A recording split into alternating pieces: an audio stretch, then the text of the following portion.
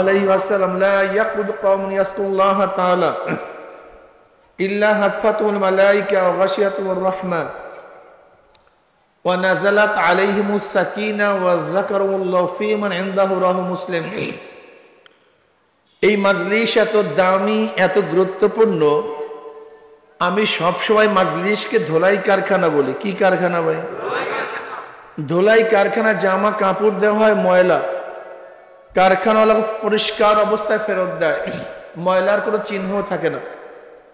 এখানে যখন ঢুকছিলাম আমল নামায় গুনার বহুত ময়লা ছিল, কালি ছিল। আল্লাহ পাক কবুল করলে মাজলিস থেকে বেরো হয়ে যাবে, গুনাহ সব সাফ হয়ে যাবে, সব পরিষ্কার। এটা ধোলাই কারখানা। বুখারীর মধ্যে এক রওয়ায়াত আছে, জিকিরের মাজলিসকে কেন্দ্র করে আল্লাহ পাক বিভিন্ন প্রশ্ন এবং জবাব দেওয়ার পরে সিদ্ধান্ত দেন, উশহিদুকুম আন্নী কাদ গাফারতু লাহুম। ফেরেশতারা সাক্ষী থাক, গোটা মাজলিসের বান্দাদের গুনাহ খাতা সব মাফ করে দিয়েছে। সবচেয়ে বড় সমস্যা, আমরা অনেকেই জিকির করতে চাই না। জিকির করতেই চাই না, জিকিরকে পছন্দ করি না, ভালোই লাগে না।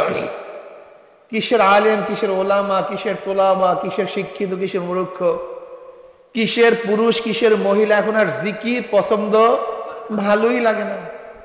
জিকির ভালো লাগে। অথচ ইমাম বুখারী রাহমাতুল্লাহ আলাইহি তার কিতাব শেষ করছেন, বুখারী শেষ করছেন জিকিরের হাদিসের মাধ্যমে। আর আপনারা সবাই জানেন, শেষ আদেশ বলবৎ থাকে। শেষ আদেশ আগের সমস্ত আদেশকে রহিত করে। শেষ আইন আগের আইনকে রহিত করে। বুঝাতে পারি না? শেষ নসিহত দামি হয়। যার শেষ ভালো তার সব ভালো। উদাহরণস্বরূপ, এক ব্যক্তি জীবনভর মুমিন ছিল, জীবনভর মৃত্যুর পূর্ব মুহূর্তে বলছে আল্লাহ বলতে কিছু নাই। লোকটা মুমিন না বেঈমান? আগে সব কিচ্ছু নেই, সব ক্লিয়ার। এক ব্যক্তি জীবনভর বেঈমান, জীবনভর বেঈমান, মৃত্যুর আগে বলছে লা ইলাহা ইল্লাল্লাহ মুহাম্মাদুর রাসূলুল্লাহ। মুমিনটা ব্যক্তি মুমিন না বেঈমান? তার শেষ কথা দামি হয়। শেষ ভালো যা সব ভালো তা। বুঝাতে পারিনি? এই জন্য বাপ মা কি বলে? শেষ নসিহত, শেষ নসিহত। ওস্তাদ ছাত্রকে বিদায় দেওয়ার সময় কি বলে? আমার শেষ কথা। শেষ কথা সবচেয়ে দামি হয়। ইমাম বুখারী রাহমাতুল্লাহ আলাইহি বহুত হাদিস বুখারীর মধ্যে নিয়ে আসছেন। জিকিরের হাদিস দ্বারা শেষ করলেন কেন?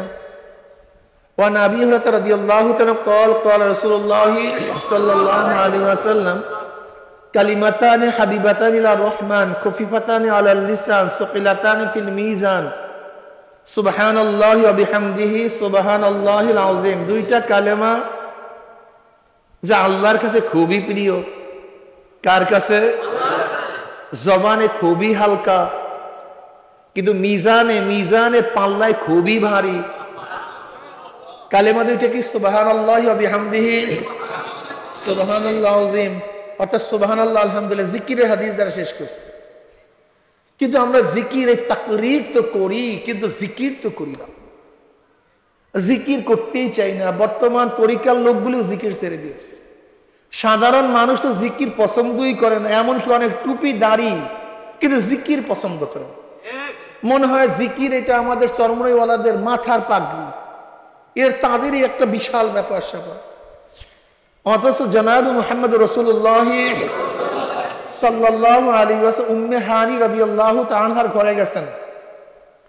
উম্মে হানি রাদিয়াল্লাহু তাআলা ফরমান, ইয়া নবী আল্লাহ, বুড়া হয়ে গেছে, বৃদ্ধা হয়ে গেছে, এখন সারা রাত ইবাদত করার মতো, সারাদিন রোজা রাখার মতো শরীর বাকি নেই। সহজ কিছু আমলের কথা বলে দেন, যে আমলগুলির মাধ্যমে আল্লাহর নৈকট্য লাভ করতে পারি। নবী আলাইহিস সালাতু ওয়াস সালাম বলেন, উম্মে হানি, তুমি প্রতিদিন 100 বার সুবহানাল্লাহ পড়ো। কতবার?